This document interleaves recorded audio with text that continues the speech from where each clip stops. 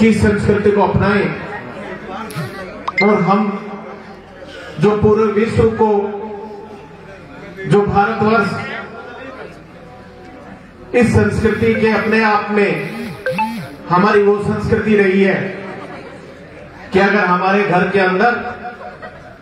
दुश्मन भी आ जाता है तो हम उसका भी आदर सत्कार करते हैं। ये भारतीय संस्कृति है, उसका मान सम्मान करते हैं। और हम लोग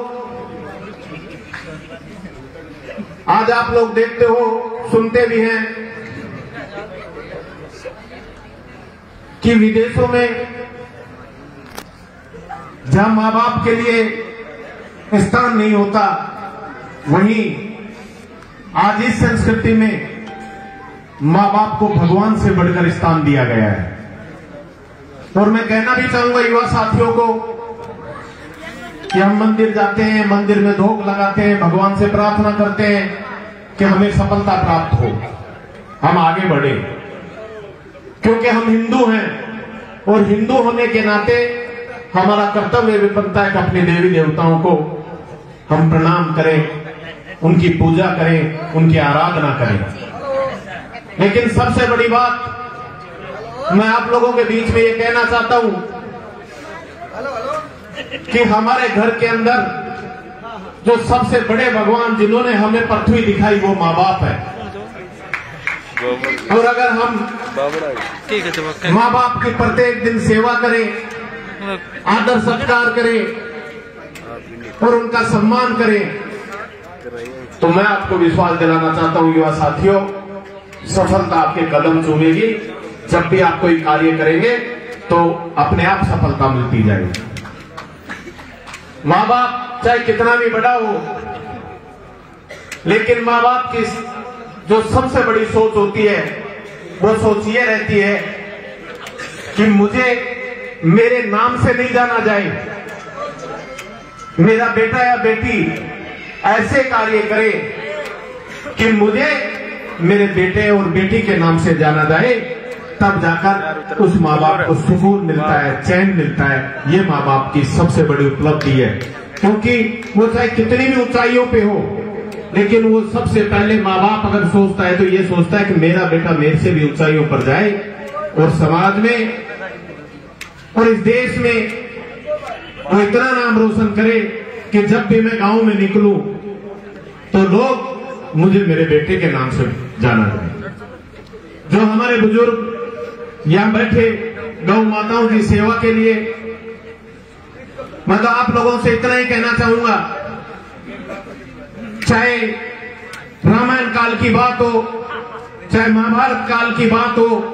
और चाहे आज इस युग की बात हो, जिस भी व्यक्ति ने धर्म के मार्ग पर चला है, जो भी व्यक्ति सत्य के मार्ग पर चला है, जो भी व्यक्ति जिसने गौ सेवा को अपना धर्म माना है, वो व्यक्ति सदैव आगे बढ़ता रहा है और उसको सफलता प्राप्त होती रही। अभी इंदिराजी और लालचंद जी जिस प्रकार से जिस अर्जुन की बात कर रहे थे, उसी अर्जुन का सामना विराट के अंदर पितामह भीष्म, गुरु द्रोणाचार्य, कृपाचार्य, अश्वत्थामा, दुर्योधन, इतने महारथियों से होने के बावजूद भी अकेले अर्जुन ने विराट के युद्ध के अंदर उन सभी को परास्त कर दिया। और यहां तक भी कहा गया है कि पितामह भीष्म को छोड़कर सभी के वस्त्र भी उतारे गए। यह शक्ति अकेले अर्जुन की शक्ति नहीं थी, यह शक्ति थी उन गौ माताओं की, क्योंकि जिस दिन वो विराट का युद्ध हो रहा था, वो युद्ध इस बात का था कि गौ माताओं की रक्षा के लिए अर्जुन ने गांडी उठाया था। और वो इतनी बड़ी शक्ति थी कि जिसके सामने जब पितामह भीष्म बाण चलाते थे तो पानी को भी बहने के लिए स्थान नहीं मिलता था। कर्ण जैसे महारथी उन सबको परास्त करके, उनको बेहोश करके उनके कपड़े उतारना, वो सबसे बड़ी शक्ति अगर किसी ने दी तो गौ माता ने दी। आज भी मैं कहना चाहूंगा युवा साथियों, जो हमारी ये माताएं यहां बैठी हैं, जब हम लोग आज इस पाश्चात्य संस्कृति की चकाचौंध में, इस इस भारतीय संस्कृति को भूलते जा रहे हैं। लेकिन जो हमारी माताएं, जो हमारी बहनें सुबह जब गऊ को रोटी देती थी, कुत्ते को रोटी देती है, तो उस रोटी का अपने आप में इस भारतीय संस्कृति में मायना रखता है। जब सुबह वो रोटी मिलती है गौ माता को, कुत्ते को, तो यह माना गया है कि गौ माता की शक्ति हो या कुत्ते की शक्ति हो, हमारे जिसके परिवार के ऊपर आवरण बन के चारों तरफ वो घूमती है, जब भी उसके ऊपर कोई घटना घटनी या कोई विपत्ति आती है तो सबसे पहले वो आवरण हमारी रक्षा करता है। और हम लोग आज कहीं ना कहीं धीरे धीरे दूध अधिक गाय दे, इसके गाय नहीं देती, भैंस दूध अधिक देती है, इसलिए गाय को दूर करते जा रहे हैं, भैंस को पास लेकर आ रहे हैं। और उसका नतीजा भी है कि आज बहुत सी बीमारियां हमारे गांव में प्रवेश कर चुकी है। पहले में राज में परिवर्तन भी ये आ गया कि पहले आपके झरने का पानी हुआ करता था 52 फुट पे, 72 पे, आज वही पानी 350, 300 और पत्थर का पानी आ रहा है, जिससे हमारे शरीर में जो उसमें इतना फ्लोराइड होता है कि शरीर में बहुत सी बीमारियां फैल रही हैं। और जो हम जो भैंस का दूध पीते हैं उसमें देखे कितनी कैलोरीज हैं, जिससे कि हमको और भी अधिक समस्याएं आ रही है। जब भी हम गांव में जाते हैं, बातचीत करते हैं, आज उसके छल्ले डल गए, आज उसके छल्ले डल गए। अगर इन सब बीमारियों को हमें खत्म करना है तो हमें अपनाना होगा फिर से कि प्रत्येक घर के अंदर फिर गौ माताएं आए, और जिस घर के अंदर गौ माताएं रहेंगी, मैं आपको विश्वास दिलाता हूं 17-18 बीमारियां तो उस घर के अंदर आती ही नहीं। इसलिए हमें यहां आज सिर्फ महासियों को सुनने के लिए नहीं आए, आप जब लोग मन बनाकर आए गौ मां की सेवा करने के लिए, तो एक मन विचार करके कि प्रत्येक घर के अंदर सुबह कम से कम गाय माता को रोटी देने के लिए तो एक गाय हर घर में होनी चाहिए, ताकि हम सब लोग जब सुबह दर्शन कर सके तो गौ माता के दर्शन हो और हम सब लोग अच्छे खुशहाल रहे। और मैं परमपिता परमेश्वर से कामना करता हूं,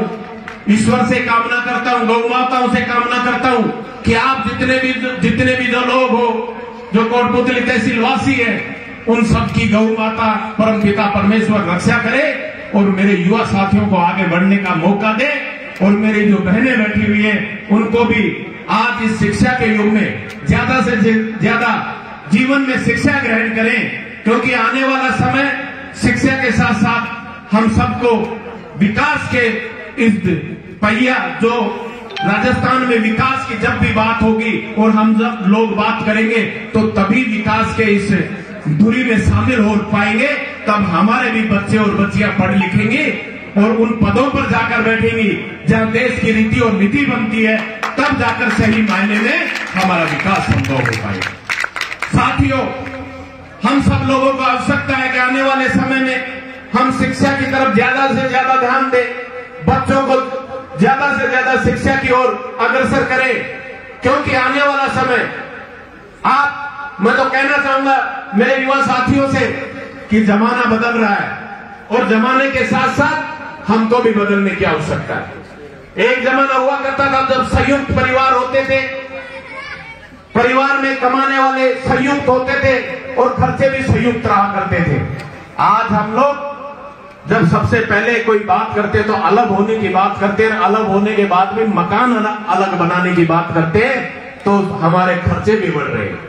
और इन सब के लिए आज जिस प्रकार से किसान की आय घटती जा रही है और किसान के ऊपर आय की बजाय बोझ पे बोझ पड़ता जा रहा है, तो इन सब का मुकाबला किसान कैसे कर पाए? उनके लिए आवश्यकता है कि प्रत्येक परिवार में एक बच्चा कम से कम नौकरी करता हुआ परिवार का पालन पोषण कर सके। हमें आवश्यकता आ गई और इन सब के लिए ये जरूरी है कि आप शिक्षा ग्रहण करके और आप अच्छी पढ़ाई करें और फिर राज कार्य में जो वैकेंसी है उनमें भाग लें और देश की सेवा में योगदान दें। किसान का बेटा, आज तो बहुत से लोग आर्मी के अंदर चले जाते हैं लेकिन देश आजाद हुआ उस वक्त सबसे ज्यादा अगर देश की रक्षा करने के लिए कोई व्यक्ति था तो देश के अंदर तो किसान था, और देश की सीमाओं के ऊपर किसान का बेटा जवान बनकर देश की सीमाओं की रक्षा करता था। उस वक्त जहां 70 रुपए मिला करते थे, लेकिन किसान अपने बेटे को देश की रक्षा करने के लिए सीमाओं पे भेजता था। और आज मैं तो किसान भाइयों से एक बात और कहना चाहूंगा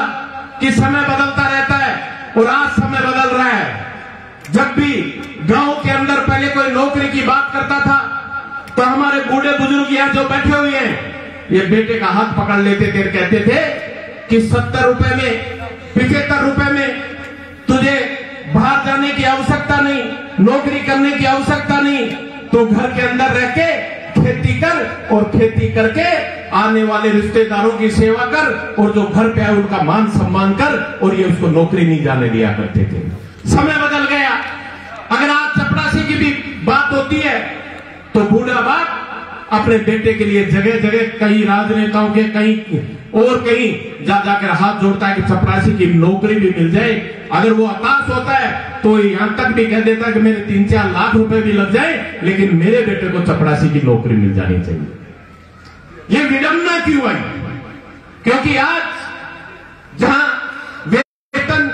आयोग लागू है, लेकिन किसानों के ऊपर कोई आयोग लागू नहीं है। और जिस प्रकार से जो 3 बिल आए, ये किसानों के लिए सही मायने में किसानों को बर्बाद करने वाले ये बिल, हम सबको सोचने की आवश्यकता है, समझने की आवश्यकता है। अगर लागू ही करना है तो एमएसपी गारंटी लागू कीजिए, ताकि आने वाले 10 साल के बाद में किसान फिर से अपने बेटे को कहे कि तुझे नौकरी करने की आवश्यकता नहीं, घर पे रह के और अपने बूढ़े माँ बाप की सेवा कर और आए हुए रिश्तेदारों की सेवा कर। लेकिन सरकारों के अंदर जब हमारे नुमाइंदे जाते हैं तो बोलने से कतराते हैं, और जब तक किसान का बेटा, चाहे राजस्थान की विधानसभा हो, चाहे देश की संसद हो, जब तक नहीं बोलेगा, जब तक किसान को न्याय नहीं मिल पाएगा। और किसान के लिए हम सबको जागरूक होने की आवश्यकता है। आज इस गौशाला के इस महान कार्यक्रम में खासतौर से भाई दोनों मासी आप लोगों को अपनी अपनी बातें बताएंगे। मुझे भी मौका मिला बोलने का, आप लोगों के बीच में रूबरू होने का। आप सबको मेरी ओर से बहुत बहुत धन्यवाद। जय जवान जय किसान, राम राम साहब।